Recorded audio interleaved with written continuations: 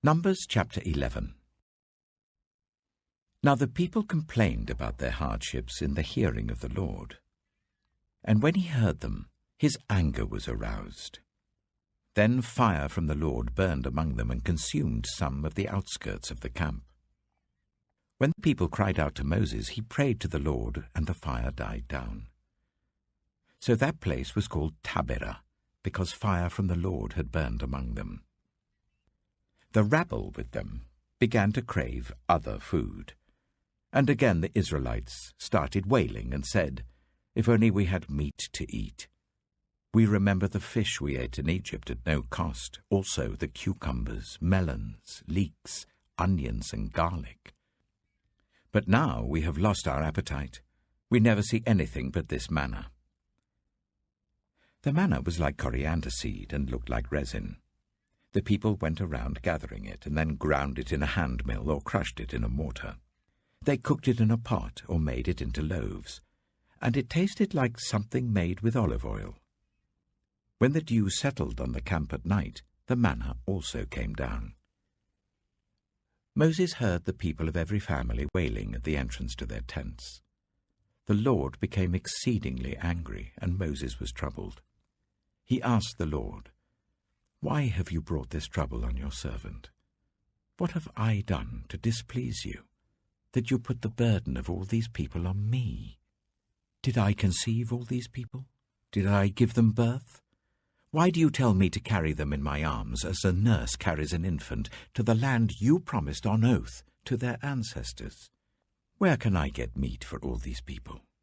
They keep wailing to me, 'Give us meat to eat.' I cannot carry all these people by myself. The burden is too heavy for me.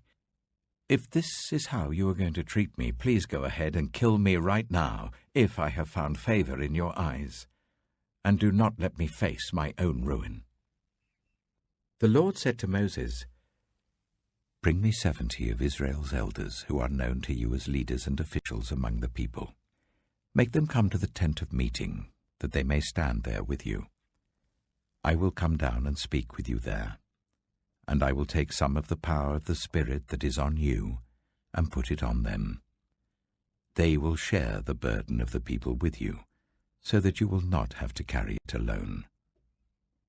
Tell the people, 'Consecrate yourselves in preparation for tomorrow, when you will eat meat.' The Lord heard you when you wailed, 'If only we had meat to eat. We were better off in Egypt.' Now the Lord will give you meat, and you will eat it. You will not eat it for just 1 day or 2 days or 5, 10, or 20 days, but for a whole month, until it comes out of your nostrils and you loathe it, because you have rejected the Lord who is among you, and have wailed before him, saying, 'Why did we ever leave Egypt?'" But Moses said, "Here I am among 600,000 men on foot, and you say, 'I will give them meat to eat for a whole month?' Would they have enough if flocks and herds were slaughtered for them? Would they have enough if all the fish in the sea were caught for them?" The Lord answered Moses, "Is the Lord's arm too short? Now you will see whether or not what I say will come true for you." So Moses went out and told the people what the Lord had said. He brought together 70 of their elders and made them stand round the tent. Then the Lord came down in the cloud and spoke with him, and he took some of the power of the Spirit that was on him and put it on the 70 elders. When the Spirit rested on them, they prophesied, but did not do so again. However, 2 men, whose names were Eldad and Medad, had remained in the camp. They were listed among the elders, but did not go out to the tent. Yet the Spirit also rested on them, and they prophesied in the camp. A young man ran and told Moses, "Eldad and Medad are prophesying in the camp." Joshua, son of Nun, who had been Moses' assistant since youth, spoke up and said, "Moses, my lord, stop them." But Moses replied, "Are you jealous for my sake? I wish that all the Lord's people were prophets, and that the Lord would put his Spirit on them. Then Moses and the elders of Israel returned to the camp. Now a wind went out from the Lord and drove quail in from the sea. It scattered them up to 2 cubits deep all round the camp, as far as a day's walk in any direction. All that day and night and all the next day the people went out and gathered quail. No one gathered less than 10 homers. Then they spread them out all around the camp. But while the meat was still between their teeth and before it could be consumed, the anger of the Lord burned against the people, and he struck them with a severe plague.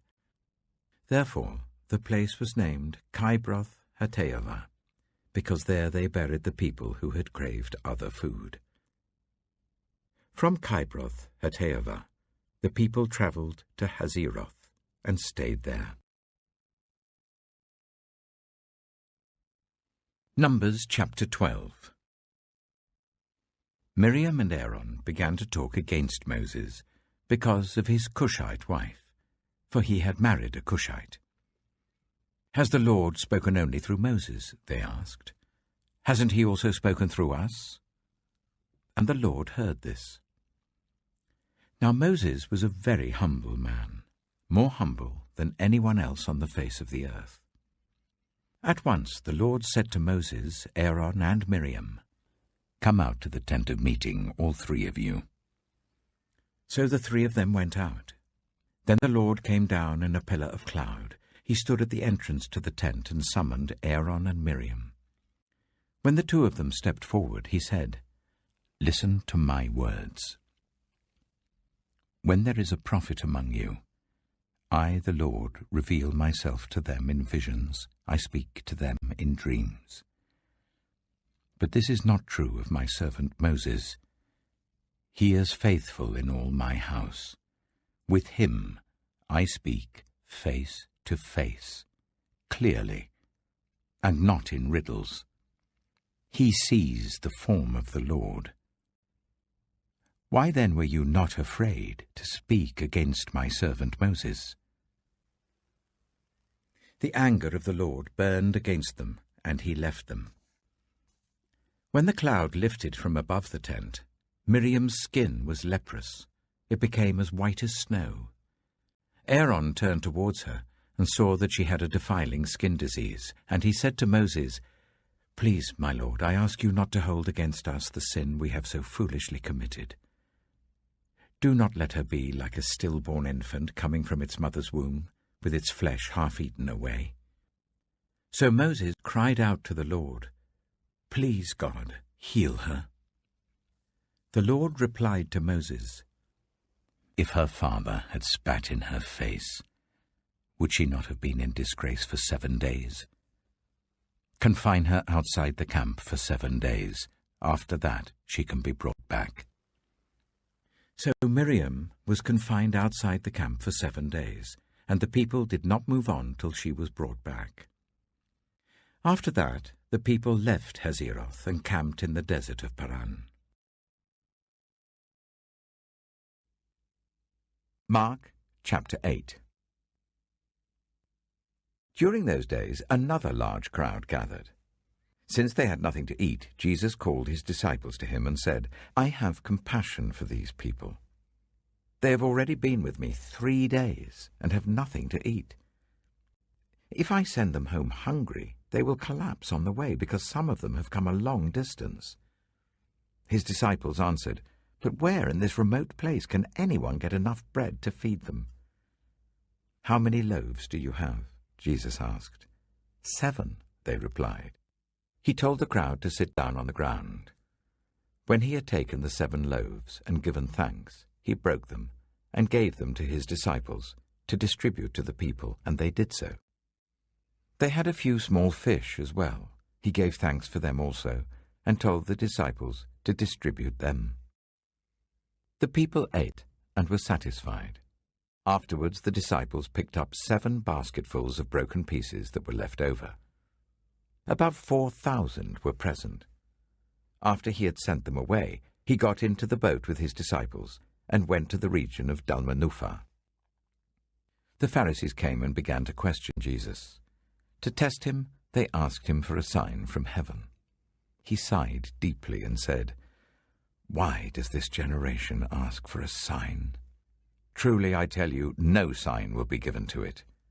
Then he left them, got back into the boat, and crossed to the other side. The disciples had forgotten to bring bread, except for one loaf they had with them in the boat.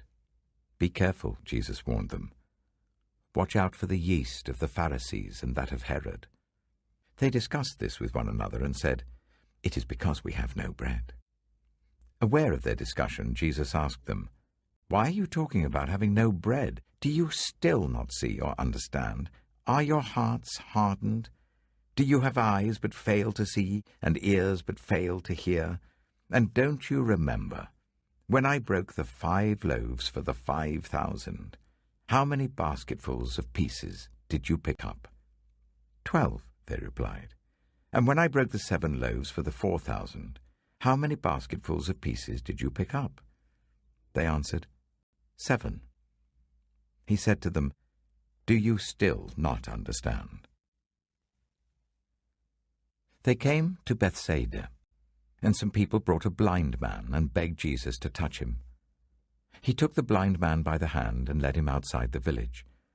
When he had spat on the man's eyes and put his hands on him, Jesus asked, "Do you see anything?" He looked up and said, "I see people. They look like trees walking around."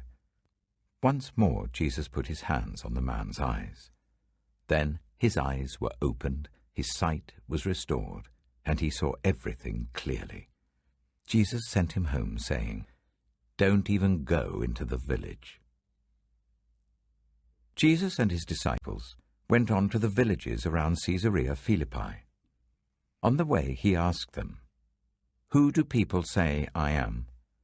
They replied, "Some say John the Baptist, others say Elijah, and still others one of the prophets." "But what about you?" he asked. "Who do you say I am?" Peter answered, "You are the Messiah." Jesus warned them not to tell anyone about him. He then began to teach them that the Son of Man must suffer many things and be rejected by the elders, the chief priests, and the teachers of the law, and that he must be killed, and after 3 days rise again. He spoke plainly about this, and Peter took him aside and began to rebuke him. But when Jesus turned and looked at his disciples, he rebuked Peter. "Get behind me, Satan," he said. "You do not have in mind the concerns of God, but merely human concerns." Then he called the crowd to him along with his disciples and said, "Whoever wants to be my disciple must deny themselves and take up their cross and follow me. For whoever wants to save their life will lose it, but whoever loses their life for me and for the gospel will save it. What good is it for someone to gain the whole world, yet forfeit their soul? Or what can anyone give in exchange for their soul? If anyone is ashamed of me and my words in this adulterous and sinful generation, the Son of Man will be ashamed of them when he comes in his Father's glory with the holy angels." Psalm 51. Have mercy on me, O God, according to your unfailing love. According to your great compassion, blot out my transgressions. Wash away all my iniquity, and cleanse me from my sin. For I know my transgressions, and my sin is always before me. Against you, you only have I sinned, and done what is evil in your sight. So you are right in your verdict, and justified when you judge.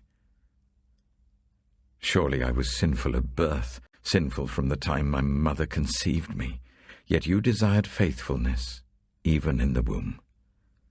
You taught me wisdom in that secret place. Cleanse me with hyssop, and I will be clean. Wash me, and I will be whiter than snow. Let me hear joy and gladness. Let the bones you have crushed rejoice. Hide your face from my sins, and blot out all my iniquity. Create in me a pure heart, O God, and renew a steadfast spirit within me. Do not cast me from your presence, or take your Holy Spirit from me. Restore to me the joy of your salvation, and grant me a willing spirit to sustain me. Then I will teach transgressors your ways, so that sinners will turn back to you. Deliver me from the guilt of bloodshed, O God, you who are God my Saviour, and my tongue will sing of your righteousness. Open my lips, Lord, and my mouth will declare your praise. You do not delight in sacrifice, or I would bring it. You do not take pleasure in burnt offerings. My sacrifice, O God, is a broken spirit. A broken and contrite heart you, God, will not despise. May it please you to prosper Zion, to build up the walls of Jerusalem.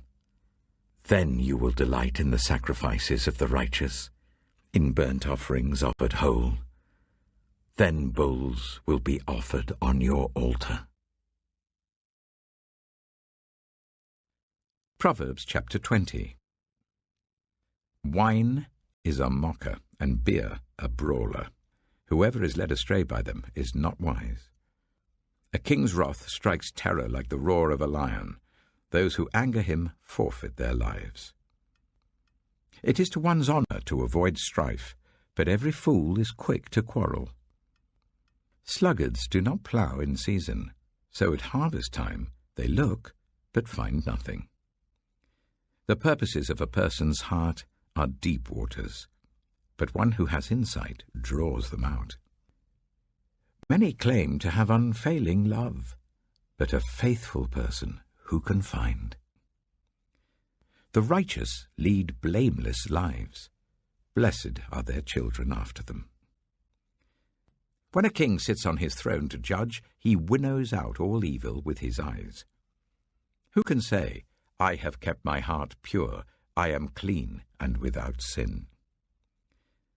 Differing weights and differing measures, the Lord detests them both. Even small children are known by their actions, so is their conduct really pure and upright? Ears that hear and eyes that see, the Lord has made them both.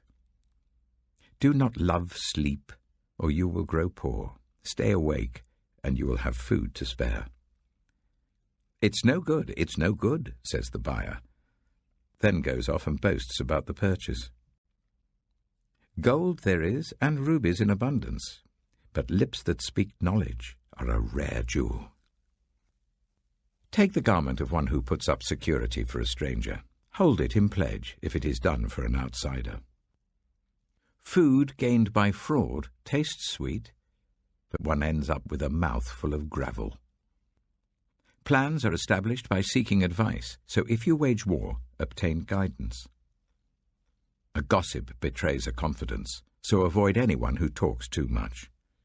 If someone curses their father or mother, their lamp will be snuffed out in pitch darkness.